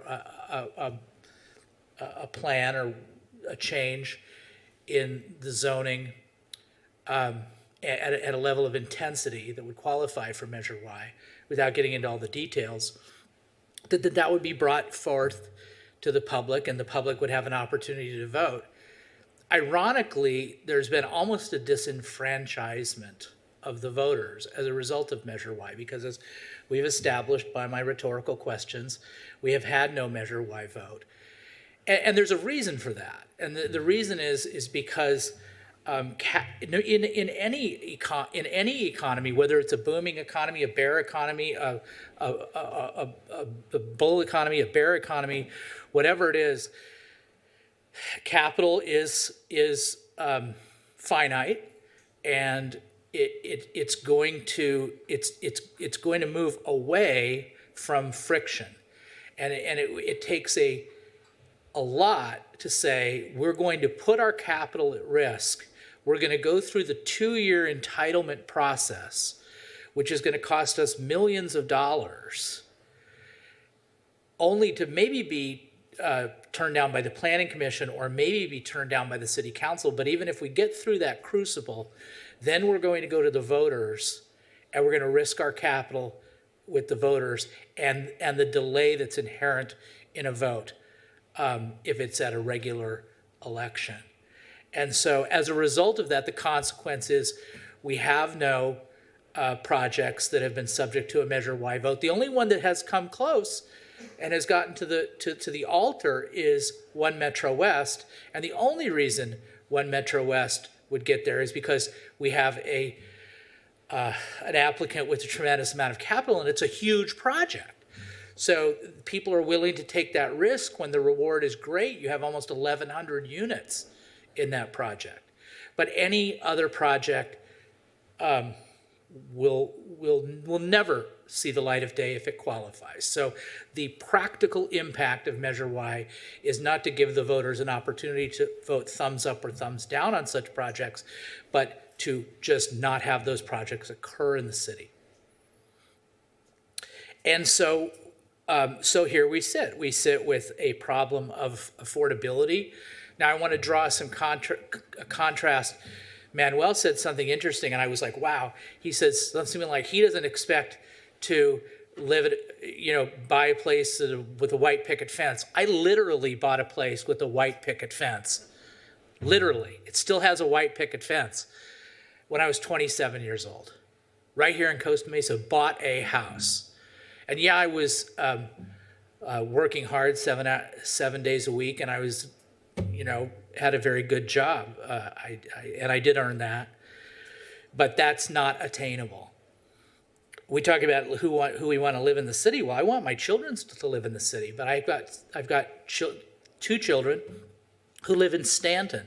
And yes, there's worse places to live in Stanton. I mean, Mayor Shaver would be upset with me if I said anything otherwise. But my kids, there's 3 kids, and one of them is married, and 2 of them have master's degrees. So these are, and they cannot afford to live in an apartment. Set aside a house. They can't live in an apartment where they grew up. Manuel invited me to a great event. It was the First in Family that SOS puts on, where they've got the children or the young adults, whatever, that are going, and they're the first members of their family to go to college. And he was the keynote speaker. And I was just thinking about those kids. There's 27 kids that are going to go off to college. It's like, bye, kids. Bye. I hope you enjoyed your 18 years in Costa Mesa. You're probably not coming back unless you're going to live with your parents. Bye. So where are they going to go? There's nothing wrong with Corona. Corona's a beautiful city. They'll go there. They'll raise their kids there. They'll referee soccer games, and they'll join the PTA, and they'll have their kids, and they'll have a wonderful life in Corona. But they won't be in Costa Mesa, and they were raised here.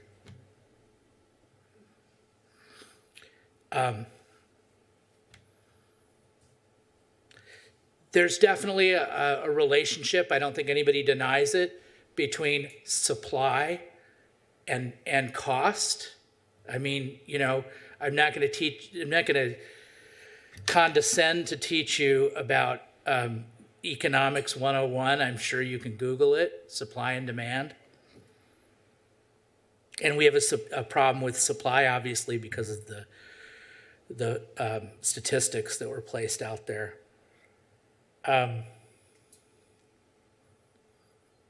If we look at some of the corridors and some of the ideas that were brought up, I spend probably most of my waking life on South Coast Metro East.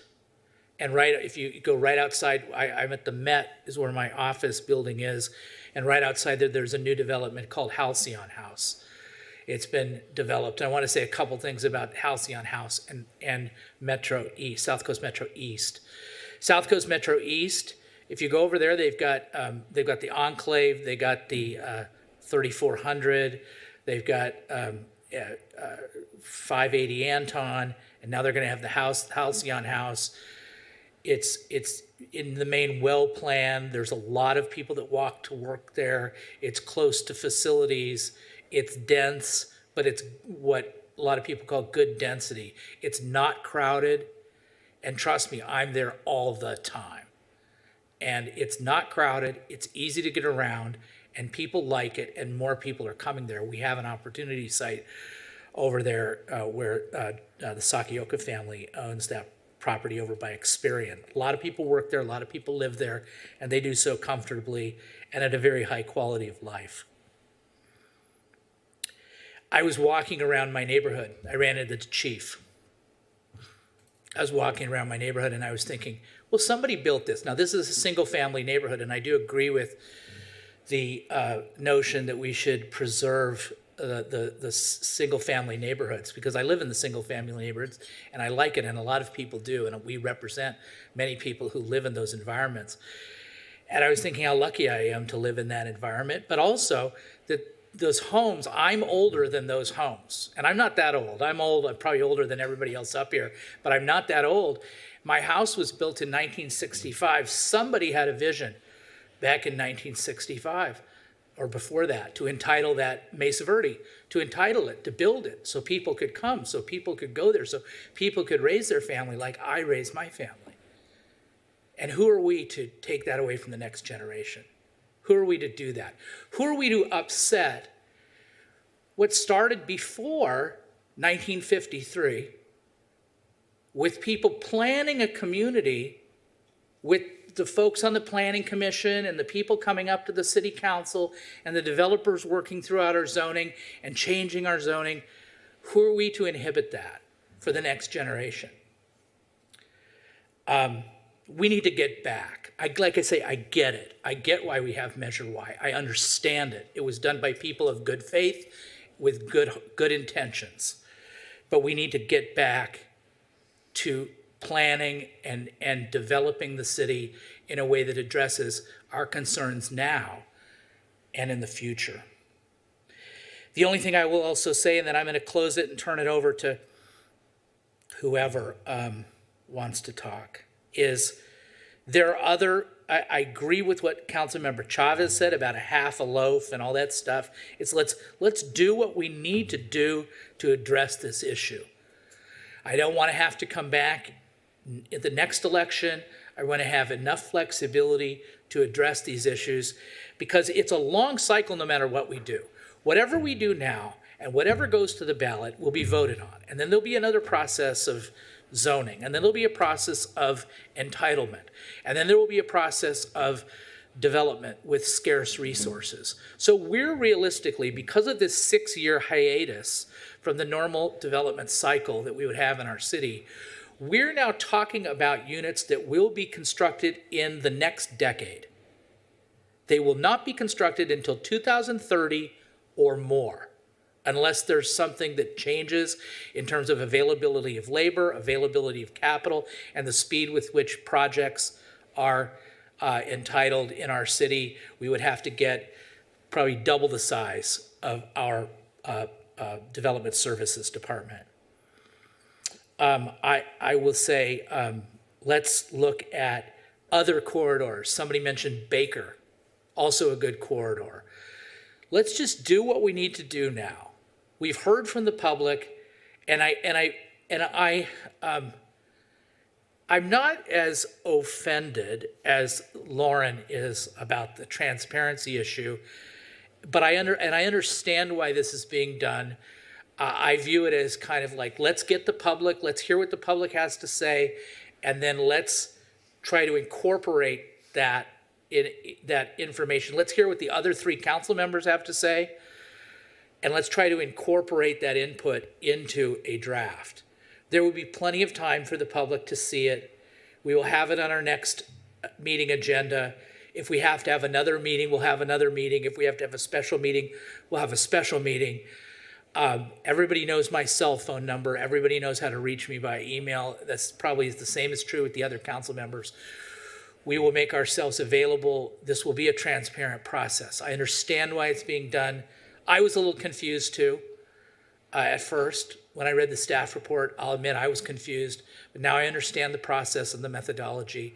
I respect it, and I look forward to working forward with this group and with staff and with the community to get to an end product. Who wants to talk next? Thank you, Mr. Mayor. You may. Yeah, I mean, I think it was a little bit of a case of sort of damned if we do, damned if we don't, right? If we had showed up with our fully cooked ballot measure for everyone to weigh in on, then the comment would have been that we didn't give people adequate time to weigh in. If we showed up with nothing, then it's why don't you have something? So anyway, here's where we are. I also appreciated the commentary about my house was built in 1962. And I think it was former Planning Commissioner Perkins who pointed out that some of our initial zoning called for really deep setbacks on large lots such that you could have a business in your front yard, whether that was a storefront or a fruit stand. That was the justification for the lot size and the way that the houses were actually built in parts of the city. So development and planning and visioning continues to be an evolution, whether we want to acknowledge that or not. So just a couple of things in terms of next steps to make clear to everyone. And I want to throw the 5 bullet points back up at some point, Ms. Lee, but let me just finish real quick. We are going to bring a ballot measure and ballot language to the council next week. So we have 1 week to finish that process, thanks to all of the input we received today. So that is July 19th, and we look forward to continuing this conversation and continuing to receive comments when we've got more meat for folks to weigh in on. Council could adopt it then. We could opt to spend another meeting talking about it. So we've got the meeting of August 2nd to do that if we need to. In the interim there, we could also call a special meeting if we wanted to bring it back and have further discussion. It needs to be on the ballot by August 12th. So we have basically 1 month from now in order to hash through all of that language and make sure that what we're getting on the ballot is truly what represents this council's desire and the community's desire. And then in terms of what, the specifics, I do want to show this slide again so that we can make sure that we're leaving everyone with, sort of a clear understanding of what we're asking for here. So the proposed ballot measure should amend the city's zoning code and be based on the following objectives: conducting a public visioning process resulting in updated land use plans for corridors in the area north of the 405, revitalizing those corridors while keeping single-family residential neighborhoods intact and restricting building heights, providing affordable housing for middle and working-class Costa Mesa families, protecting open space in the environment, and requiring developers to pay impact fees for traffic, parks, and open space. So that's the recommendation. It is not much more terribly complicated than that, except I think we've heard some really good input tonight even about what those corridors should be exactly. We put together some maps that were earlier in the presentation, but we'll be sure to bring those back next Tuesday because I do think we've received some good input tonight on how expansive our corridors should be and how that fits with the opportunity zones that had already been identified. But that's the goal, is to amend the city zoning code to allow for those things to happen. I'll turn it over to Councilmember Harlan at this point. If I missed anything or if there's anything you want to add, thank you. Thank you, Mayor Pro Tem. No, you didn't miss anything. I think, if anything, tonight just reinforced that the work that we've done on this for the last 9+ months has been in the right direction, and I'm really looking forward to presenting to the council next week the details of this and have a robust community conversation about the ballot initiative. I'm sorry, we giggle every time someone says robust because it's our favorite word up here. So if you want to pepper robust into all of your public comments moving forward, I think Councilmember Harlan would appreciate it.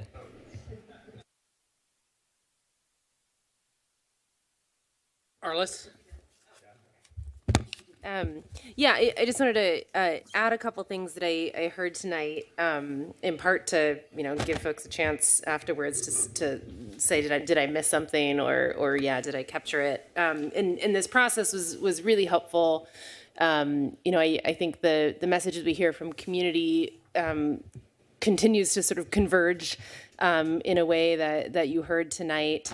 It was also really helpful to hear from the other council members. So, part of this process is Mayor Pro Tem Mar, Councilmember Harlan, and I have had lots of detailed discussions with staff. We can't talk to other council members about this issue except in these public processes. So that was really helpful feedback, and I thank our fellow council members for all of your input tonight. A few sort of pieces I wanted to sort of emphasize that I think will be important for our continued discussion was the sort of acknowledgement and support for diverse housing options in Costa Mesa. We talk about we're an eclectic community and we want to embrace our diversity. Having housing options that support that diversity is valuable. We want to have the family homes with a yard. We want to have ADUs, options for apartments and homes in quiet neighborhoods, options for apartments above bars. Some people want to live in quiet areas. Some people want to live on a busy street where they can, get coffee downstairs. So really a plan that embraces that diversity, I think, has been part of our discussion, but I heard that tonight.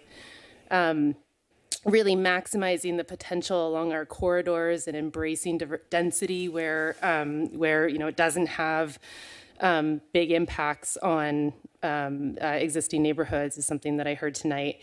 And I want to make sure that we're continuing, our recommendation regarding a ballot measure is to address specific barriers remember that comes, in partnership with a lot of other strategies that we've outlined in our housing element related to minimum parking requirements and setbacks and incentivizing ADUs.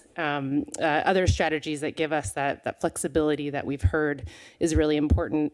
I'll say one of my early realizations after being elected and really starting to study housing was that all of the restrictions that we put into place that we think are really helpful create this environment that really only allows mega developments to happen. As the mayor mentioned, it's only the mega developments that can really get through the process of all these barriers we've created. So by thoughtfully trying to unwind some of these barriers, we're trying to enable some of that flexibility that really allows the vision that I think we're hearing our community wants. So anyways, if I got that wrong, call me.